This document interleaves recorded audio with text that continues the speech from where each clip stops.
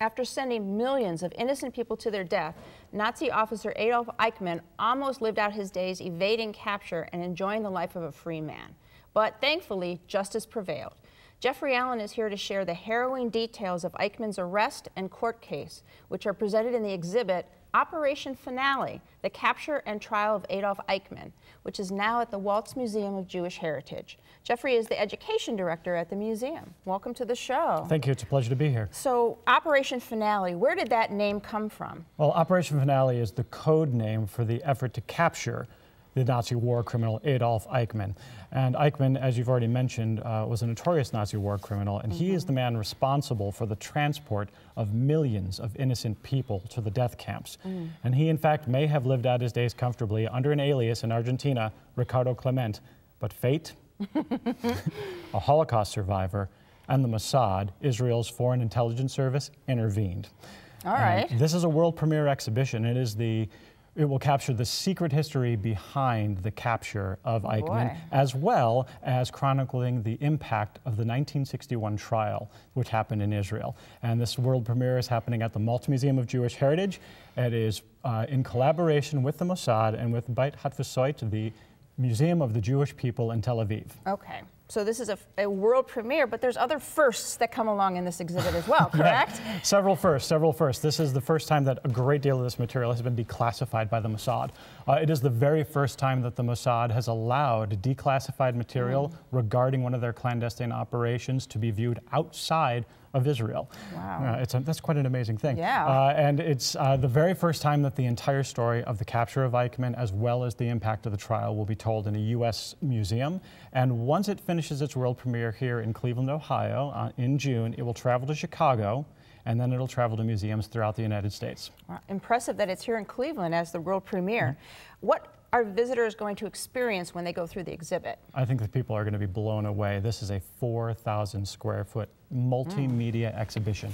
There are 60 spy artifacts that have never been seen outside of Israel. Wow. There are 70 photographs, 3 interactives, 7 films, almost 40 minutes of film that will chronicle not only Mossad agents in interviews from that capture team, but the prosecution team as well, and Holocaust survivors.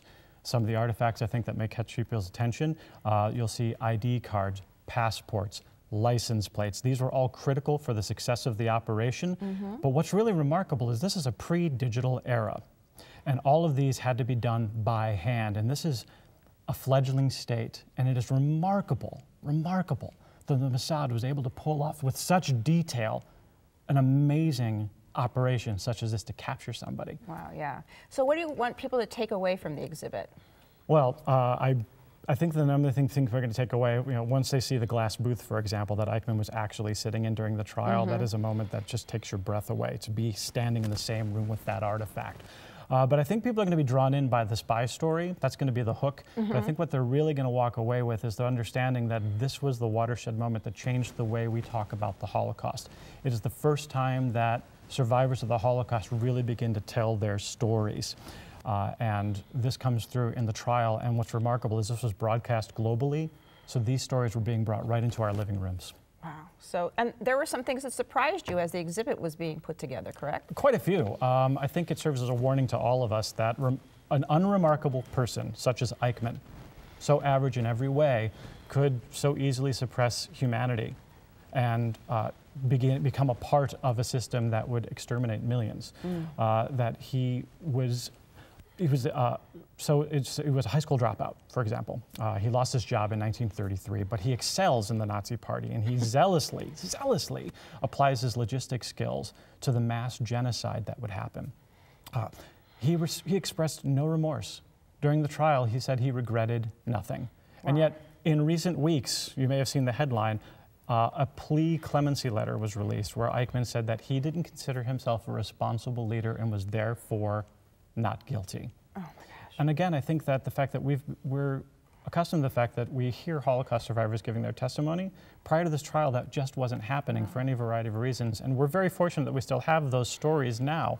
One story comes from a local survivor, Erica Gold, who is a Maltz Museum volunteer, and she's told her story to countless young people throughout the area.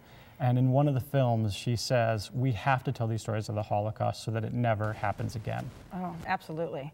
Operation Finale, the capture and trial of Adolph Eichmann, is on exhibit now at the Maltz Museum of Jewish Heritage. My thanks to Jeffrey Allen for giving us a preview today.